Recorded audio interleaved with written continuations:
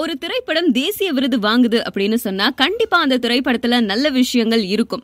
மக்களிடத்துல நல்ல விஷயத்துக்கு எப்பவுமே வரவேற்பு இருக்கும். ஆனா சமீபத்துல வெளியான காக்கா முட்டை திரைப்படமா இருந்தாலும் சரி, அக்டோபர் 24 ரிலீஸ் ஆன குற்றம் கடிதல் திரைப்படமா இருந்தாலும் சரி, இந்த 2 திரைப்படங்களும் ரிலீஸ்க்கு முன்னாடியே தேசிய விருது வாங்கின திரைப்படம். ஆனா அந்த 2 திரைப்படங்களுக்கும் மக்கள் மத்தியில நல்ல வரவேற்பு இல்ல அப்படிங்கிறது தான் உண்மை. ஆரோகணம், தங்க மீன்கள் இந்த மாதிரியான படங்களை தயாரிச்சவர் தான் JSK Film Corporation சதீஷ். இது சம்பந்தமா தயாரிப்பாளர் சதீஷ் சில விஷயங்களை சொல்றாரு.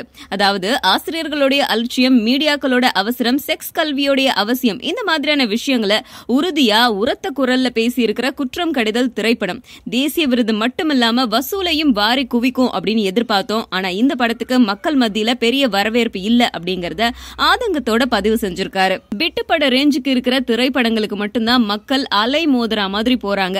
பெண்களே சகட்டு மேனிக்கு திட்டின திரைப்படத்தை பெண்களே போய் பார்த்துட்டு இருக்க அவலம் நம்ம நாட்டுல தான் ஏற்பட்டு இருக்கு. இனி வரும் காலங்கள்ல தியேட்டர்கள்ல பிட்டு படங்கள் மட்டும்தான் ஓடும் போல இருக்கு. நல்ல படங்களுக்கு வரவேற்பு இருக்காது அப்படிங்கிற மாதிரி தான் நான் நினைக்கிறேன் அப்படின்னு சொல்லியிருக்காரு. பொதுவா விசுவல் எஃபெக்ட்ஸ் அதிகமா இருந்தாலே அந்த படங்கள்லாம் ஒரே மாதிரி இருக்கும். ரெண்டாவது கலர் பீரியட் இதெல்லாம் சேர்த்து. பட்